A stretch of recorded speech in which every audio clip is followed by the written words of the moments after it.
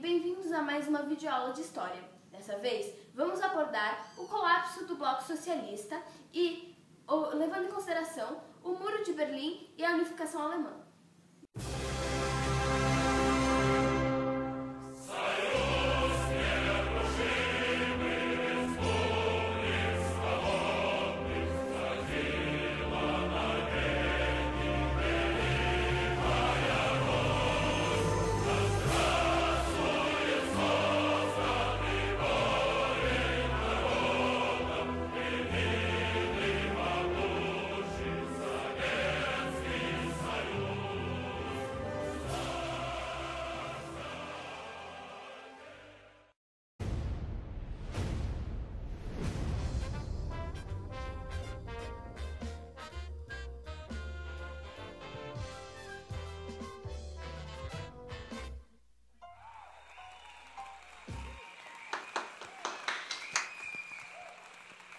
Então, hoje nós convidamos a escritora do livro O Colapso do Bloco Socialista para explicar pra gente como que isso aconteceu e... Enfim, vocês vão aprender sobre o comunismo. Pode vir, Jaqueline.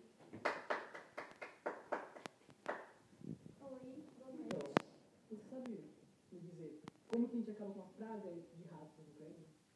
Não, até porque não teve indício histórico de uma praga de ratos no Kremlin.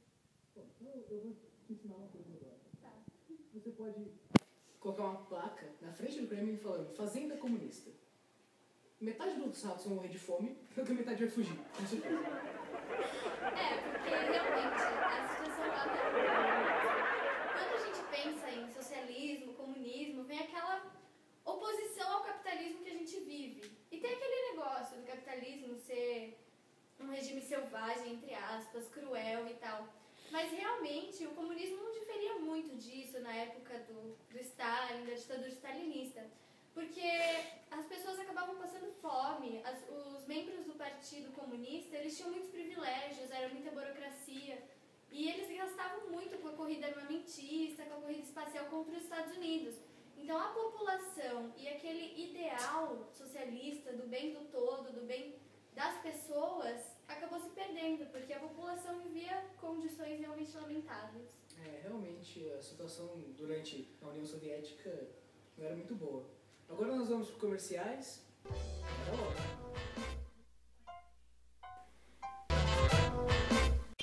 Chegando, ninguém se controla, é o sabor de Coca-Cola. Emoção pra valer, você sente que esse é o sabor.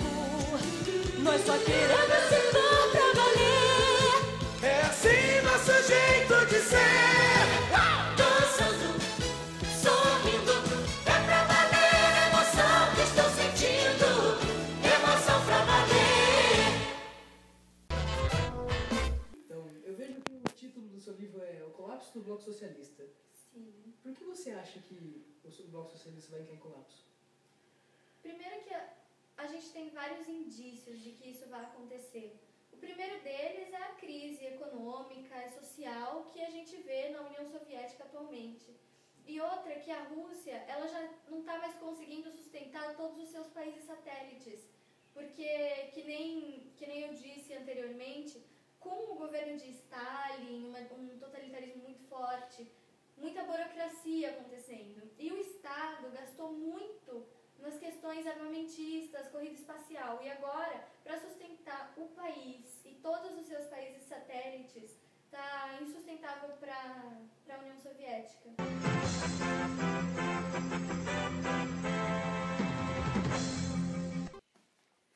Boa noite. Acaba de ser anunciado pelo presidente da União Soviética, Mikhail Gorbachev, duas novas medidas. A primeira é a perestroika, uma reestruturação econômica no país. Logo após vem a glasnost, que será uma transparência nos atos governamentais. Skavuska! Vitim! Gorbachev! Gorbachev, Vlichal!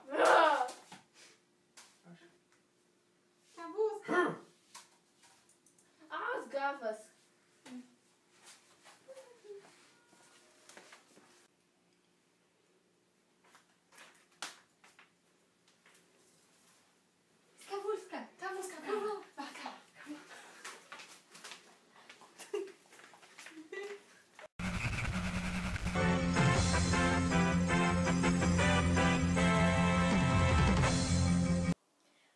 noite. Acabamos de receber a notícia que o presidente da União Soviética, Mikhail Gorbachev, acaba de ser sequestrado por um grupo radical contra a reabertura do país. Um minuto, por favor. Acabamos de receber mais uma notícia de que o presidente acaba de ser resgatado por Boris Yeltsin. Um importante fator que concerne a derrocada do socialismo relacionado à União Soviética é a queda do Muro de Berlim. Este episódio ocorreu em 1989 e representou a destruição de um dos principais símbolos ideológicos desse modo de produção. Após o fim da Segunda Guerra Mundial, a Alemanha e a sua capital Berlim foram divididas entre os aliados Estados Unidos, França, Inglaterra e União Soviética. Em 1949, Estados Unidos, França e Inglaterra uniram as suas partes da capital Berlim, formando a República Federativa da Alemanha Ocidental. E a parte da União Soviética ficou conhecida como República Democrática da Alemanha ou Alemanha Oriental. Desse modo, estabeleceu-se uma divisão clara. Atualmente, a Alemanha é uma das grandes potências econômicas mundiais, sinal de que as grandes dificuldades desse momento histórico foram superadas. A Alemanha ainda possui grande índice de desigualdade social, que é, porém, menor do que o da maioria dos países do mundo, o que demonstra a grande estabilidade de sua economia e de sua sociedade. Agora vamos consolidar o que aprendemos. O socialismo foi implementado na União Soviética na Revolução de 1917 e consolidado pelo Partido Comunista. Como todo país capitalista, Stalin, um dos maiores totalitaristas do século XX, por meio de decisões políticas autoritárias, eliminou os focos de oposição ao partido e ao regime. O socialismo concebido por Marx era chamado de socialismo real, pois seria uma transição entre o modo de produção capitalista e o comunismo, durante o qual ocorreria uma ditadura do proletariado. Na União Soviética, porém, essa etapa foi marcada por vários problemas estruturais, dentre eles o desperdício de recursos, a baixa produtividade, a baixa inovação tecnológica, a redução da produção de bens e poucas variedades de serviços. Estes e diversos outros problemas levaram ao fim da União Soviética, que ocorreu no governo de Mikhail Gorbachev. De 1985 a 1991, ele foi secretário-geral do Partido Comunista e, a partir de 1991, presidente da União Soviética. Ele foi responsável pela realização de inovações políticas e econômicas, como a Glasnost e a Perestroika. Como a União Soviética era, na época, a segunda potência econômica do mundo, seus problemas estruturais e as reformas realizadas para tentar contê-los atingiram países sob sua influência, principalmente Cuba. Perestroika foi o nome de uma das medidas implementadas por Gorbachev para realizar a reestruturação econômica da União Soviética. Já a Glasnost foi o início de uma abertura política e era favorável à maior transparência dos atos governamentais. Como retaliação às medidas implementadas, Gorbachev é sequestrado em 1991 por membros radicais do Partido Comunista. Porém, Boris Yeltsin, com o auxílio dos exércitos das maiores cidades da União Soviética, consegue resgatá-lo, evitando assim o golpe de Estado planejado, e assume a presidência após a renúncia de Gorbachev. Devido a desentendimentos com o parlamento, Yeltsin dissolve o Comitê Central e consegue aprovar uma nova Constituição que dá mais poderes ao presidente, o que fez com que fosse possível que ele continuasse as reformas de abertura política e econômica iniciadas por Gorbachev. Devido ao enfraquecimento da censura, a população também passou a exigir a abertura internacional política. É importante ressaltar que o fim definitivo da União Soviética se deu com a renúncia de Mikhail Gorbachev. Como consequência, temos também o fim da Guerra Fria e o capitalismo como principal modo de produção global. E para que os ex-países socialistas pudessem se adaptar com êxito ao modo de produção capitalista, foi criada a Comunidade dos Estados Independentes, CEI, um bloco econômico formado pela maioria dos ex-países socialistas. Após a renúncia de Mikhail Gorbachev, Boris Yeltsin assume a presidência da Rússia enquanto o país tenta se adaptar ao novo modo político-econômico assumido. Eu, Boris Yeltsin, estou aqui para anunciar para o Parlamento novas medidas para melhorar a situação econômica da Rússia. Eu sugiro que o controle estatal sobre a economia diminua, para nós podermos diminuir o controle sobre a energia e produtos em geral. Basta! Mas por quê? Essas medidas vão fazer com que o desemprego aumente demais e que a pobreza tome conta de toda a população no país. A pobreza já tomou conta de toda a população no país, não podemos continuar assim. A inflação vai ser incontrolável. Mas a população pede medidas. E o crime organizado? Assim vocês vão ser destituídos e eu também. Você vai embora. Lá. Mas eu volto. No final da década de 90, a Rússia passou por uma grave crise.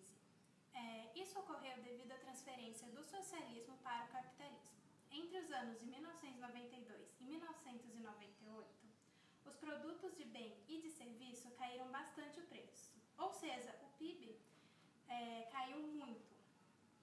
Como muitas empresas não pagavam impostos, os cofres do governo ficaram desfalcados. Além disso, havia corrupção na fiscalização, além de altos gastos por parte do governo. Isso fez com que houvesse um grande déficit público. A situação econômica da Rússia estava tão péssima que o governo russo foi obrigado a recorrer a empréstimos do Fundo Monetário Internacional, o FMI. Só que no mesmo ano de 1997, que esses empréstimos foram feitos, uma grande crise econômica afetou os tigres asiáticos. E isso fez com que os investidores internacionais perdessem a confiança nos países de economia emergente. Assim, ocorreu uma fuga de capitais da Rússia. E isso fez com que a situação econômica se agravasse mais ainda. A situação obrigou o governo russo a declarar a moratória, que foi a suspensão do pagamento das dívidas por 90 dias. E, por fim, a moeda russa foi desvalorizada. Após o desmantelamento da União Soviética, várias repúblicas ficaram independentes, como aquelas pertencentes à Ásia Central, os países do Cáucaso, os países bálticos, Ucrânia e Bielorrússia. A maioria deles, atualmente, faz parte da SEI, Comunidade dos Estados Independentes, exceto Estônia, Letônia, Lituânia e Geórgia.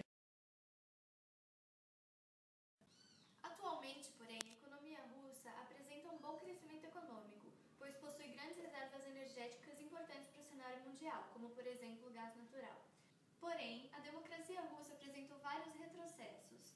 O governo tomou várias medidas centralizadoras, o que fez com que existissem atritos entre o governo russo e as suas regiões autônomas, como a Chechênia, e países vizinhos, como a Geórgia.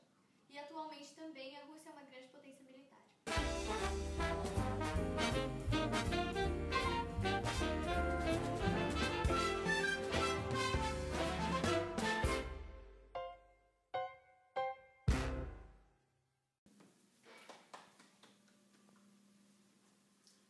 Com nossos 25 anos de fim do Bloco Socialista, nós chamamos a pessoa que nós já entrevistamos por causa do livro dela, O Colapso do Bloco Socialista, a escritora, e a professora da USP, que vai ajudar a gente a entender todo esse processo e os motivos e as consequências disso.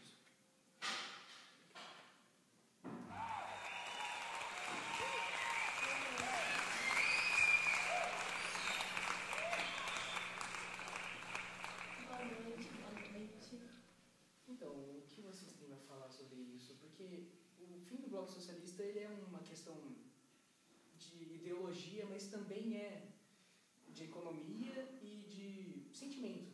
O que vocês têm a dizer? Eu acho que assim, a insatisfação da população com o socialismo era muito grande. E isso foi um dos fatores que gerou o seu final. A gente pode colocar como um dos principais fatores para essa insatisfação a questão da ditadura. Primeiro, por causa da censura, as pessoas não tinham liberdade de expressão. E com a revolução tecnológica, elas tinham contato, mesmo que mínimo, com aquele outro mundo capitalista que era, teoricamente, ou até na visão delas, muito melhor que delas, porque elas tinham essa liberdade e tinham um poder de consumo que o socialismo não permite. Mesmo a liberdade pode ter sido um desses fatores, pode não, com certeza foi um dos fatores que levaram ao colapso do Bloco Socialista. parte econômica, eu acho que muito que a gente pode citar, primeiro foi quando eles implantaram a perestroika. Isso gerou um caos na economia, que com o passar do tempo foi gerando uma insatisfação popular. Por que o caos na economia foi gerando essa insatisfação popular? As pessoas não tinham comida, não tinham moradia, e aquela ideologia que elas estavam vivendo não fazia mais sentido para elas mesmas. E elas viam, enquanto elas estavam ali naquela extrema pobreza, as populações do mundo inteiro interagindo, novos mecanismos surgindo, novas maneiras de se comunicar, e elas estavam se sentindo muito excluídas. E eu acho que isso foi um dos fatores que influenciou muito também para o fim do Bloco Socialista. E outra coisa importante é que quando a gente tem a ditadura e a centralização muito forte do poder, o poder acaba ficando muito desigual entre a população e entre a sociedade inteira. Isso favorece os privilégios daqueles que detêm o poder político, por exemplo. Favorece também os problemas com a infraestrutura na União Soviética inteira. Porque quando poucos têm um grande privilégio, a maioria da população fica desassistida, porque a gente sabe que o poder político é corrompível, e isso aconteceu na União Soviética. É visível que o problema do socialismo é que ele é uma coisa muito fixa, ele não é natural, assim como o capitalismo, e faz com que ele não seja dinâmico e possa superar todos os problemas que podem ocorrer. Então agora nós vamos entrevistar uma pessoa, então nós já voltamos. Boa noite, estamos aqui com Marimar. Gostaríamos de saber a sua opinião sobre o fim do Bloco Socialismo, o porquê que o socialismo não funcionou na União Soviética. Então, acho que é difícil a gente estabelecer por que o socialismo acabou na União Soviética naquela época com um único fator. Eu acho que foram um conjunto de fatores, mas principalmente porque, primeiro, o socialismo real se afasta muito do socialismo teórico, do socialismo utópico, que a gente chama, porque ele consiste em uma sociedade idealizada onde há igualdade, não há corrupção e não existem problemas em relação a, por exemplo, como aconteceu com a União Soviética e os Estados Unidos, a corridas armadas, onde há um grande gasto de dinheiro e tecnologia, que muitas vezes um país socialista não tem.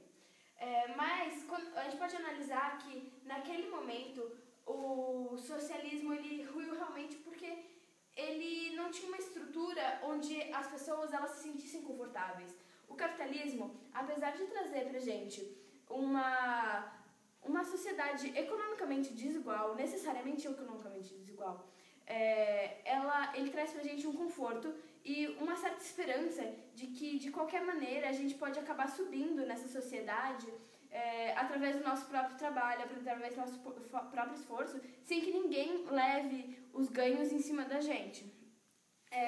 Considerando o que estava acontecendo na União Soviética, a gente pode perceber que eles estavam passando fome, eles estavam na miséria, na pobreza, e era melhor eles estarem na miséria, na pobreza, com alguma esperança, alguma prospecção de uma melhoria de vida, do que continuarem aceitando uma situação onde eles eram subjugados e oprimidos. Muito obrigada, boa noite. Já que há 25 anos o Bloco Socialista acabou, eu proponho uma discussão para toda a sala sobre o socialismo e o capitalismo. Qual seria o melhor? Será que só porque o capitalismo venceu na Guerra Fria, ele seria o melhor? Quais são os pontos positivos e negativos de cada um?